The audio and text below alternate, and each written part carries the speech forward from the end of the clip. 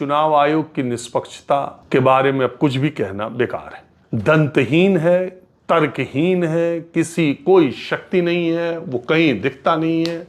वो उसकी भूमिका केवल चुनाव की मीटिंग करने की और पैरामिलिट्री फोर्सेस भेजने की, अधिकारियों को ट्रांसफर, यही सब रह गया। मैं ये क्यों कह रहा हूँ? मैं ये इसलिए कह रहा हूँ कि इलेक्शन अनाउंस आप कर रहे हैं, उससे कुछ दिन पहले एक गवर्नमेंट एक स्कीम लेके आती है कि 10,000 रुपये महिलाओं के खाते में 1,10,000 महिलाओं के खाते में 10,000 रुपये दिए जाएंगे।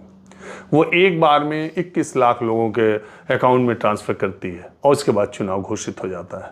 और वो सरकार डेट वाइज, जब model code of conduct Bihar में लागू है तो डेट वाइज वो सरकार हर फ्राइडे को महिलाओं के खाते में कभी 10 लाख महिलाओं के खाते में, कभी 20 लाख में, हर हफ्ते हर फ्राइडे को चुनाव चलने के दौरान महिलाओं के खाते में पैसे पड़ रहे हैं और चुनाव आयोग चुप है। वो चुनाव आयोग देख रहा है। चुनाव आयोग ये नहीं, क्या कहते हैं, पॉलिटिकल पार्टीज को लेवल प्लेइंग फील्ड मुहैया कराने का काम इलेक्शन कमीशन का। अब आप बताइए, परसों चुनाव होना है और फ्राइडे के अकाउंट में अगर 12 लाख महिलाओं के अकाउंट में 10,000 आया है और वो पांच महिला से कहती है कि मेरे 10,000 आ गए, तुम्हारे कब आएंगे? मेरे तो नहीं, कहे तुम्हारे अगले आ जाएंगे, नीतीश जी की सरकार रहेगी तो अभी तो तुम्हारे चुनाव से पहले ही आ जाएंगे और तुम्हारे भी आ जाएंगे। फॉर्म भर दिया, देखो हमने भरा था, हमारा पिछली बार नहीं आया, इस बार आया, तो तुम्हारा अगले वीक आएगा और तुम्हारा अगले वीक आएगा। तो 1,10,00,000 के अकाउंट में आप पैसे डाल रहे हो और उसको एक महिला 4 महिला से कम कह रही है, तो 4 करोड़ तक जा रहा है ना बात।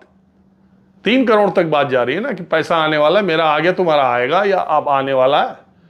और इलेक्शन कमीशन मूक दर्शक बन करके यहां अशोक रोड पर बैठ करके तमाशा देख रहा है। पैसे ट्रांसफर होते जा रहे हैं।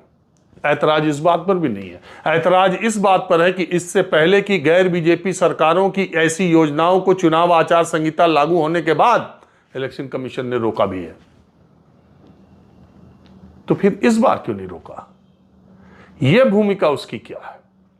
अगर आप हरियाणा और महाराष्ट्र के चुनाव की बात करते हैं, मैं राहुल गांधी जो वोट चोरी की बात करते हैं, उनके तर्क, उनकी टीम, उनकी बातों, उस पर मैं नहीं जाता हूं। चुनाव आयोग को जवाब देना चाहिए। लेकिन मैं आपको दूसरी बात कह रहा हूं, अगर 15 सालों से हरियाणा और महाराष्ट्र के चुनाव एक साथ घोषित हो रहे थे तो इस बार पिछली बार क्यों नहीं एक साथ घोषित हुए? क्यों महाराष्ट्र की सरकार को यह फैसला लेने का कि वो लाड़की बहना योजना के तहत महिलाओं के खाते में पैसा डालेगी? यह ऐलान हुआ, उसके बाद उसको 3 महीने का मौका दिया गया कि 3 महीने तक वहां की महिलाओं के अकाउंट में पैसे जाएं, उसके बाद महाराष्ट्र के चुनाव कराए जाएंगे। क्यों कराए जाएंगे? जब 2019 में दोनों के चुनाव साथ हुए, 2014 में दोनों के चुनाव साथ हुए, 15 सालों से 3 बार से दोनों हरियाणा महाराष्ट्र के चुनाव एक साथ हो रहे थे, तो फिर चुनाव आयोग का क्या तर्क है, क्यों उसने महाराष्ट्र में लेट किया?